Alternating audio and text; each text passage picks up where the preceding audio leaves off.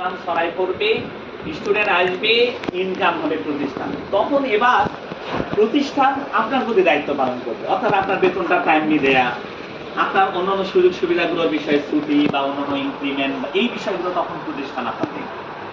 তার মানে আপনার দায়িত্বটা আপনি যখন সুচারুরূপে পালন করবেন, রাষ্ট্র ভালো চলবে, অর্থাৎ প্রতিষ্ঠান ভালো চলবে। আর প্রতিষ্ঠান যখন ভালো চলবে, প্রতিষ্ঠানের দায়িত্ব আপনাকে ভালো চালাবে। রুজভেলের এই সিটিজেনশিপের আপনার থিওরি বা স্পিচ থেকে কিন্তু আমরা এটা পাই। এরপরে ইনি কি বলছে, the speech emphasises the importance of action and striving. দুটো জিনিসের উপর উনি জোর দিয়েছে, এক কাজ আর হচ্ছে চেষ্টা। তার মানে আপনি শুধু কাজ করলে হবে না, আপনার চেষ্টাটা কতটা ইফেক্টিভ হচ্ছে সেটা একটা বিষয়। Towards worthy goals in life, অর্থাৎ আপনি যে এখানে এসেছেন আপনার টার্গেটটা কি, লক্ষ্যটা কি। আপনি আসলেন 9টার সময় এমনি টাইম পাস করে বা স্কুলে ক্লাসে গেলেন, বাচ্চার ইমপ্রুভমেন্ট হোক আর না হোক, আমি তো ক্লাসে আছি, স্যারকে বলতে পারবো আমি ক্লাসে আসছি, এরকম করে আপনি চলে গেলেন কিনা। না, আপনার উদ্দেশ্য হচ্ছে এই যে আমি যে সাবজেক্টগুলো নেই, যে ক্লাসগুলো নেই, এখানে বাচ্চাদের প্রপার ডেভেলপমেন্ট বা প্রোগ্রেসটা হচ্ছে কিনা, এটা আপনার ওয়ার্দি গোল। এবং এটার উপর আপনার মানে এটা এই কাজগুলো আপনি করবেন কোন জিনিসগুলোকে ইগনোর করে, আইডেল ক্রিটিসিজম, অলস সমালোচনা বন্ধ করতে হবে। ধরেন আমরা ক্লাসে এখানে এখন ক্লাস নেই, 4-5 জন একজন আরেকজনের সমালোচনা করছে, অমুক ম্যাডামটা এরকম, অমুক স্যারটা এরকম।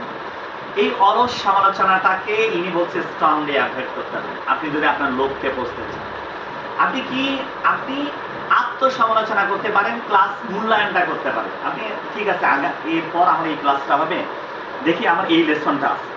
যেমন আমার মনে হচ্ছে যে আমি এই বই নিজে না পড়লে আমি পড়াইতে পারবো না। এখনকার বইগুলো এরকম খুঁটিনাটি পড়াচ্ছি বাচ্চাদের সাথে, আমি প্রতিনিয়ত কথা বলতেছে, বাবারা কতটুকু বুঝতেছো, প্রপারলি বুঝতেছো কিনা, বা তোমাকে যদি আমি ক্লাসটা নিতে দেই তুমি বুঝাইতে পারবে কিনা, নিউ কারিকুলাম।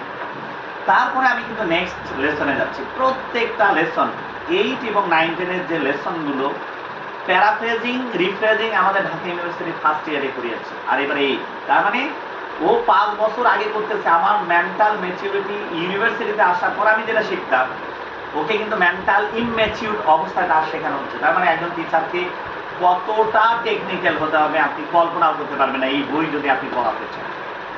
এই বইয়ের প্রত্যেকটা লেসনের প্রিপারেশন না নিয়ে এসে যদি আপনি বর্তমানের বই কেউ পড়ান, তাহলে আপনি মারাত্মক অন্যায় করতেছেন।